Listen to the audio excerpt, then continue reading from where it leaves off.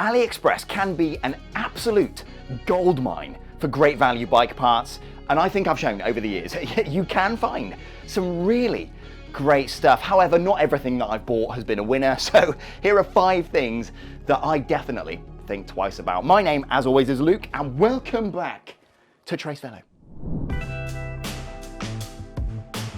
Right, a bit of an odd one to kick it off with. These Garmin or computer mounts here. So both of them are from a brand called Z-Race. Hopefully you can read that there. And both of them have failed me. This one is carbon, this one is aluminium.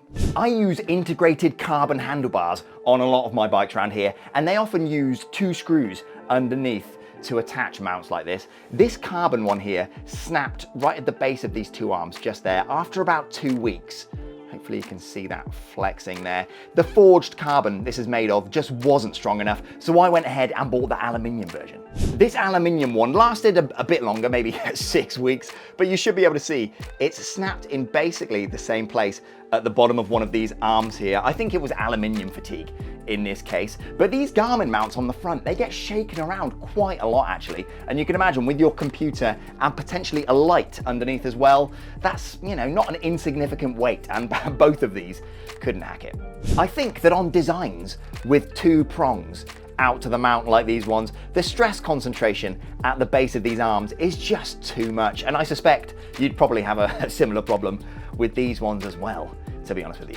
If you want a cheap, lightweight computer mount, get one like this. It's just a single plank of carbon, and I'm pretty sure it copes with the vibration at the front a lot better. I've been running this for over 2 years with the Garmin and a light attached to it, and it's still absolutely perfect. Okay, so this is a bit of a controversial one. Over the last year or 2, I've slowly gone off cheap carbon handlebars. And when I say cheap, I mean the really cheap ones that are like 40 or 50 quid. This one right here is from a brand called RXL. Hopefully you can read that there. Cost me 60 quid and developed a massive crack next to one of the clamping bolts after like 2 rides. And this one from a brand called Aeronova wasn't much better. Cost me 58 quid, and again, just super flexy, and the build quality is pretty atrocious. The holes that have been drilled for the bolts are really messy and barely line up. There's voids visible in the carbon. I mean, it's not failed yet, but it doesn't really fit onto the steerer tube very nicely. It creaks, it's massively flexy.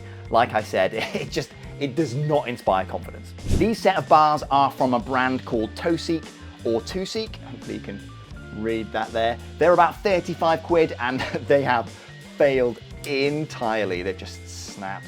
These are another set of bars from Toseek. Again, about the same price. They haven't failed yet, but they are an enormous pain to route the cables through the handlebars, and again, they're super flexy. The only cheap carbon handlebars that I've tried and would be actually willing to recommend to someone are these from a brand called OG Evkin, and I'll link it down below for those that are interested. A little more expensive at about 110, 120 quid, but they're just excellent, really solid, great build quality, and it's super easy to route the cables through the bars as well. Yeah, really excellent set of handlebars these. Now to be completely honest, I'll probably still be buying cheap carbon handlebars in the future. There are some hidden gems, like I've got another set from Toseek on my bike at the minute. Had them on there 5 years, still going really well, but it's just so hit and miss. So I can't in good conscience recommend you go out and buy the really cheap ones. The quality is just too variable from what I've seen.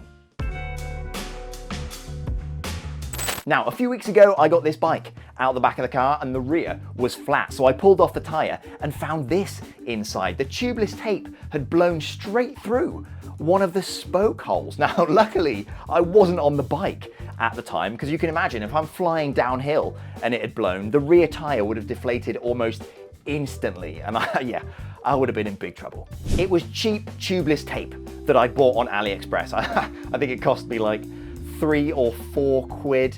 It wasn't helped by the fact that I'd only wrapped it around the rim once. If I'd have doubled it up, maybe that would have helped, but still potentially incredibly dangerous. I've tried all sorts of cheap tubeless tape in the past, and they're always a massive pain to install. They're often not sticky enough, don't have any stretch or give in the tape, and often leak, so you'll probably end up reapplying it anyway. Running and setting up tubeless, it's annoying enough as it is. So as much as it pains me to recommend this, because it is like 4 or 5 times the price of the cheap stuff, this Muck Off tubeless rim tape is fantastic. I've tried all sorts of different ones. This is the best stuff. Goes on super easily, super durable, nice and sticky, and it's never leaked on me. So save yourself the pain and get some good stuff. Now, I love looking at all the cheap carbon saddles that you can get on AliExpress, but in the same way as the bars, with the ultra cheap ones, it's just really hit and miss. Specifically these two. So this one from Toseek again cost me about 18 quid, and it was quite comfortable and lasted about 12, 14 months. But hopefully you can see the saddle rails at the back here have become detached from the body. Not particularly confidence inspiring, and when it's on the bike, it's really squeaky as a result as well. So this thing, no bueno. And this one here from a brand called EC90 cost me about 20 quid. It's super lightweight, but after about 2 months, it's cracked and delaminated on the edge here. So this thing is no good either. Ultimately, the saddle takes a lot of abuse on a bicycle, so any flaws in the carbon and it's gonna fail eventually. In a similar vein, I bought this relatively recently. It's a carbon saddle clamp assembly. So on one of my bikes in here, the stock saddle clamp apparatus that came with the bike, it was all cast aluminium parts, so it was quite heavy. I thought I could save a bit of weight by swapping over to this, but it lasted like 3 rides before the carbon delaminated and it became super squeaky and rubbish. So this was off the bike, pretty sharpish, and into the cupboard of shame. The only cheap carbon saddle that I've bought and would really recommend is one you've seen before, this 3D printed one from a brand called Zeus or Zeus, although I think you can get it from another brand called Riot. It's a bit more expensive, about 50 to 70 quid, but it's nice and comfortable, really well made, and really robust as well. So yeah, I'll put it in the description if you're at all interested, but yeah, nice saddle. Okay, so specifically the cheap SPD SL cleats. If you've ever searched for them on AliExpress or eBay, the cheap versions are everywhere, but in my experience, yeah, they're dreadful.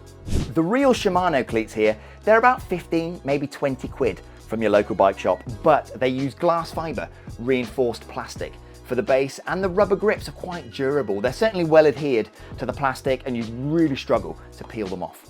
The cheap cleats, they're about £5 for a pair. Firstly, the rubber grips, they last like 1 or 2 rides before they completely peel off. And secondly, the plastic doesn't use any glass fiber reinforcing. They're cheaper to manufacture, but much less hard wearing as a result. Adding in glass fiber to plastic makes it a really durable material, but it actually chews up the injection molds used to create that thing much faster than if it was just made with regular plastic. Hence the reason that the glass fiber is omitted on the cheap cleats. The injection molds, they're very expensive to replace, so it's a cost-cutting measure. But ultimately, the cheap cleats are pretty garbage. They only last like 200, 300 miles before they need replacing. So in my opinion, yeah, stick with the real deal. It's the bonus clip time.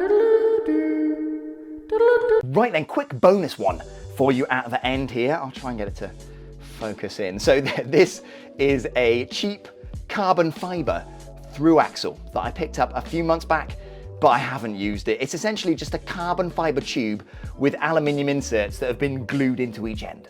Firstly, I'm not sure I trust the glue to hold this together. And secondly, it's only 7 grams lighter than a regular solid aluminium through axle. I mean, luckily these are quite hard to find now, but either way, just steer clear.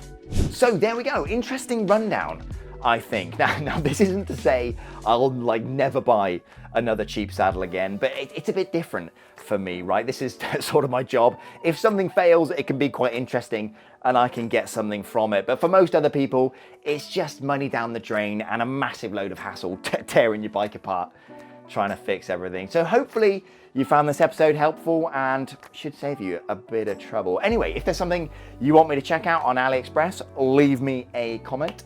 With that, drop me some baguettes, like, subscribe. See ya!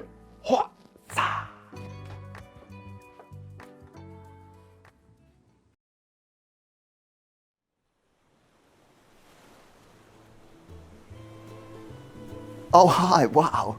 Sorry, I didn't see you there. So good to see you, by the way. You look fantastic. And thank you for joining me. So now I'm at 100,000 subscribers. I'm rich beyond my wildest dreams. So I bought myself this beautiful tropical paradise that you can see before you. And I want to thank each and every one of you out there for helping me get here. You're amazing. And I'm going to take a few days to relax and unwind. But in the meantime, my name, as always, is Luke. I'll see you next time.